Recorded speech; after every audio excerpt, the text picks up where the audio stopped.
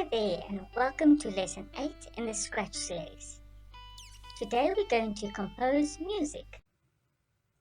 Music and musical instruments are significant in every culture. The instruments developed by people in a particular area are called indigenous instruments. You often find that indigenous instruments are unique to a specific group of people or culture. Although each type of instrument is different, the sound is produced by movement and vibrations. Musical instruments usually have parts that can move or vibrate. In physics, sound is considered a wave of moving particles that are transmitted through the air. For example, let's look at a guitar. When you pick guitar strings, the strings vibrate and cause a sound wave. The hollow inside of the guitar reinforces the sound or make it louder.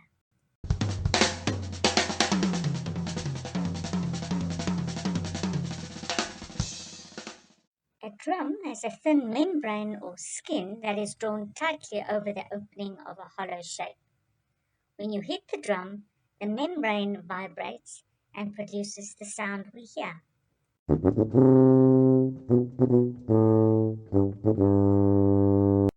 The trumpet player blows through a mouthpiece that causes the air to vibrate in the trumpet.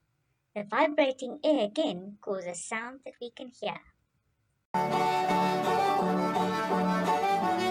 Africa has a rich musical culture and many unique musical instruments, such as the trompe, concertina, accordion, guitar, thumb piano, kalimba, marimba, and various xylophones. Music in Africa is of great importance when it comes to religion. Sounds and music form part of rituals and religious ceremonies. Traditional songs are transmitted orally from generation to generation.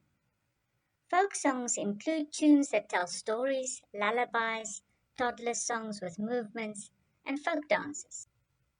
Now answer the questions on this topic in your workbook. You can import more blocks in Scratch to play drums and musical instruments. Click on the blue Add Extension block at the lower left corner of the screen. Then select the Music option. We will use 3 of these blocks today. This green block plays the drum sound you have selected for the note value you have selected. In this case, I play the snare drum when I click the button. The green Set Instrument To block lets you choose from 21 musical instruments before you play the notes.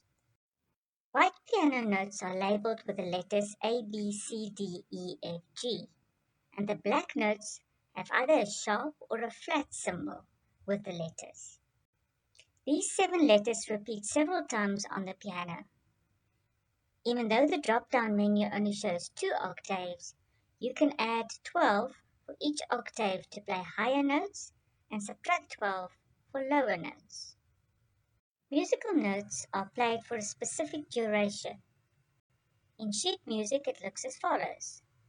Whole note is 4 counts. Half note, 2 counts.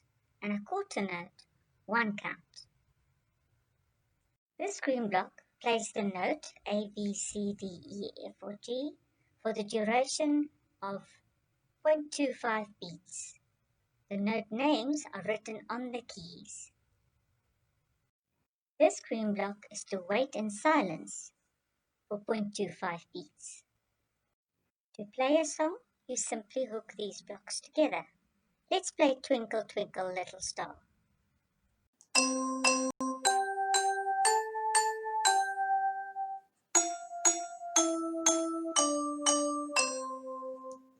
Today's challenge. Create a program in Scratch that will play a well-known song, maybe something you sang when you were a toddler. Save the program as music. Use a picture of your own choice as the background. And code a button to play this song. Save all the changes to the program. Here is an example of such a program.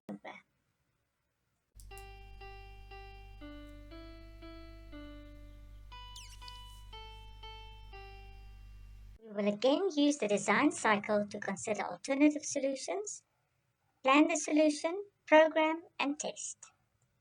Write down any questions you have about this exercise in your workbook. Do research to find solutions. The notes for Twinkle Twinkle Little Star, Frere Jacques, and Old MacDonald are in the workbook. Brainstorm potential ideas for the solution with your friends. Write down at least 2 songs that you consider to use in your workbook. And listen to different musical instruments in Scratch and write down which instruments you consider using.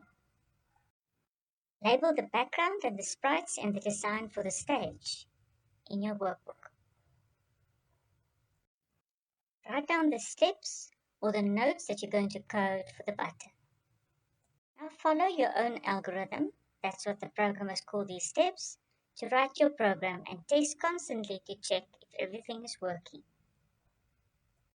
When you're done, it's time to reflect.